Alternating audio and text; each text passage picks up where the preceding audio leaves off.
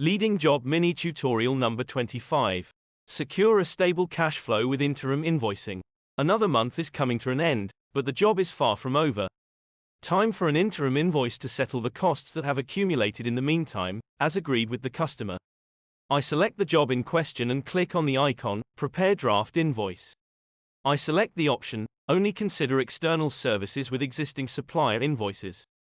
This ensures that open items for which there are no approved incoming invoices in the company are not billed in advance.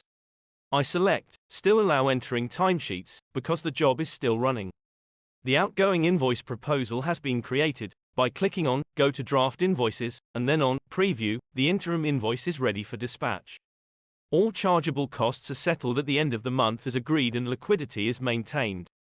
In the next video I will show you how I create several client invoices for selected jobs at the same time. Subscribe now to our channel to never miss a mini tutorial on leading job again.